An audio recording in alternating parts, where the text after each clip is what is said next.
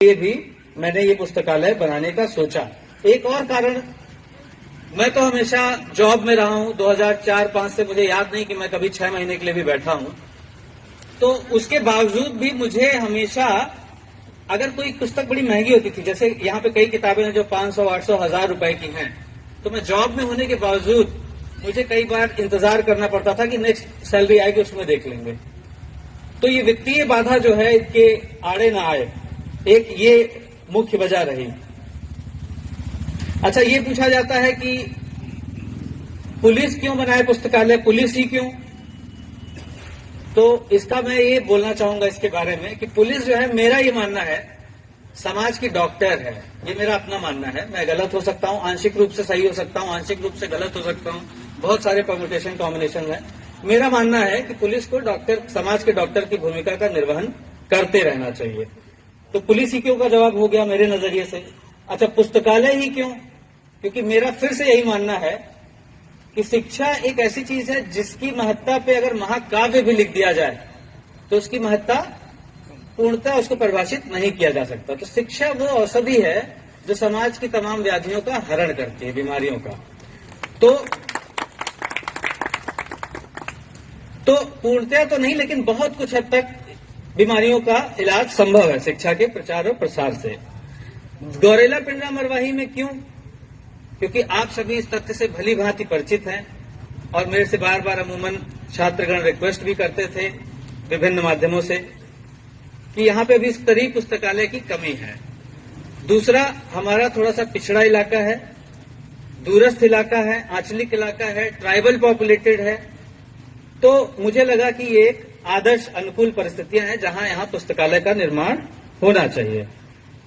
अच्छा, कुछ लोग पूछते हैं कि कैसे बनाया, तो उसके जवाब में ये है कि यूं ही नहीं मिलती राही को मंजिल, यूं ही नहीं मिलती राही को मंजिल, एक जज्बा सब दिल में जगाना पड़ता है। पूछा चिड़िया को कैसे बनाया आशियाना, बोली भरनी पड़ती है उड़ान और तिनका तिनका जुटाना पड़ता है।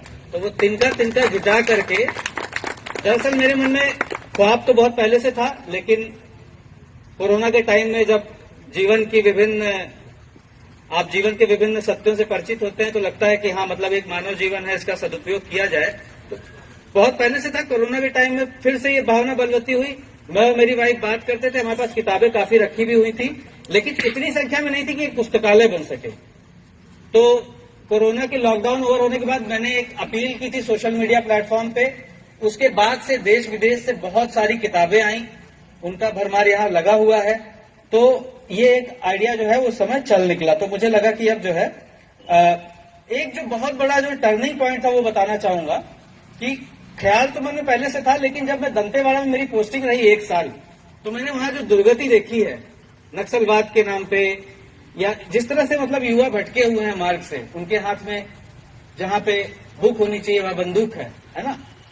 और कौन है? वही किसान का बेटा जवान भी है, वही किसान का बेटा नक्सली भी है, दोनों एक दूसरे के खिलाफ हैं और लड़ रहे हैं। तो अगर ऊर्जा सही दिशा दिखा दी जाए इन युवाओं की ऊर्जा को, और हमारा इलाका चूंकि पिछड़ा और गरीब इलाका है, और एमएमसी जोन का जो डॉक्यूमेंट मिला उसमें भी ये बताया गया है कि यहां से होते हुए सरगुजा और देन झारखंड को जोड़ना है, कॉरिडोर बनाना है। तो माओइस्ट का जो विजन डॉक्यूमेंट है उसमें भी वो ऐसा उल्लेख करते हैं।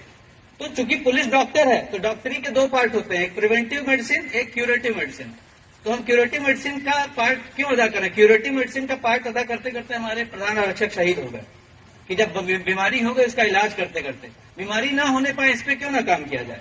तो पुलिस को जरूर ये काम करना चाहिए, और हम लोग सिविल सेवक हैं, हमें बिल्कुल करना चाहिए, क्योंकि सिविल सेवक समाज सुधारक हैं, मेरा ऐसा मानना है। अब इसमें मुख्य योगदान किनका रहा? तो बहुत सारे लोगों का, आप सभी का भी योगदान है इसमें, बहुत सारे तबके से बहुत सारे लोगों का, मेरी अपनी वाइफ का योगदान है, हमारे पूर्व आईजी थे श्री दीपांशु काबरा सर, उन्होंने भी काफी अधिक संख्या में पुस्तकें दी थी। आज मैं सर को इनवाइट कर रहा था मुख्य अतिथि के तौर पे, हमारे रतन लाल डांगी सर। आपका guide the youth grow the nation लगातार हैशटैग से अभियान और प्रेरणा लगातार सबको मिलती रहती है। मैं स्वयं फॉलो करता हूं सर को। सर डेली बहुत सारा अभ्यास और योगा वगैरह भी करते हैं।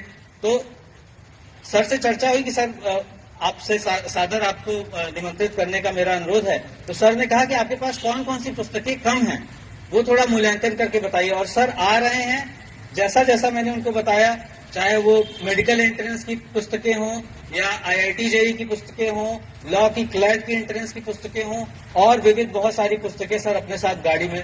तो ये उदारता है, इसी उदारता के साथ हमें आगे बढ़ना है।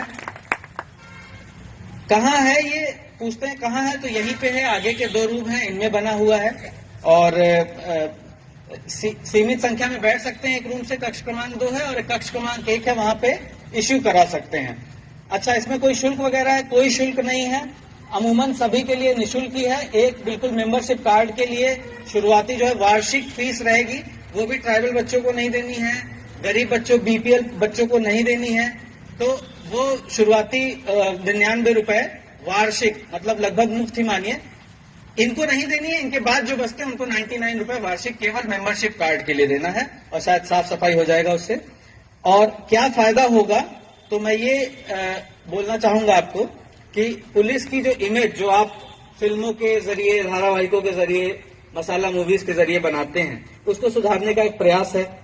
किसी और को अगर दूरवर्ती सोच देखें तो औरों को शहादत न देनी पड़े, उसका एक प्रयास है। पब्लिक पुलिस संवाद, पब्लिक पुलिस पार्टनरशिप बढ़ाने का प्रयास है। मैं यहाँ देखता हूँ मेरे कक्ष में लोग आने, 1 या 2 अगर आता है प्रार्थी तो उसके साथ गांव से आए हुए 10 लोग वहां सड़क पे, कैंपस के अंदर भी नहीं, सड़क पे बैठे रहते हैं। कई बार बुलाना पड़ता है, ये क्यों, ऐसे क्यों बैठे हो। तो ये थोड़ा सा इंटरेक्शन बढ़ाने का भी है। पुस्तकालय को बनाने में चुनौतियां क्या रही? कोरोना काल था, स्कूल विद्यालय बंद हैं, जो हम यहाँ पे अपील करके बच्चों से लोकल स्तर पे भी योगदान ले सकते थे, वो नहीं ले पाए। तो ज्यादातर पुस्तकें जो है अपने जिले से बाहर की हैं, आगे इसको और एक्सपेंड किया जाएगा, ये भी चुनौती थी। एक नया जिला है, इंफ्रा कम है, तो छोटा जो भी इंफ्रा मिल पाया उस हिसाब से किया गया है। और एक सबसे बड़ी चुनौती, ये केवल आगाज है, सबसे बड़ी चुनौती रहेगी सेल्फ सस्टेनेबल रहे। आगे इसको मैं रहूं ना रहूं, ये विचार रहे, ये यहाँ पे संस्था जीवित रहे, ये सबसे बड़ी चुनौती रहेगी मेरे अपने नजरिए में। तो आगे जाने के बाद कोई इसकी कार्यकारी समिति या लाइब्रेरियन वगैरह कैसे अपॉइंट कर सकते हैं, इस पे थोड़ा सा विमर्श करना होगा। और असली सफलता मैं ये मानूंगा, आज इस उद्घाटन को सफलता नहीं मानते हैं, असली सफलता मैं मानूंगा जब 2 साल 4 साल डाउन द लाइन कोई आके मुझे भेंट करे और मेरे को बोले कि सर वहां पे पुस्तकों वगैरह से मैंने लाभ उठाया और आज मैं फला पद पे सुशोभित हो रहा हूं। तो वो मेरे नजरिए से सबसे बड़ी सफलता रहेगी। और अंत में ये कह के मैं अपनी वाणी को विराम दूंगा कि समर शेष है नहीं पाप का भागी केवल व्याज, जो तटस्थ हैं समय लिखेगा उनके भी अपराध।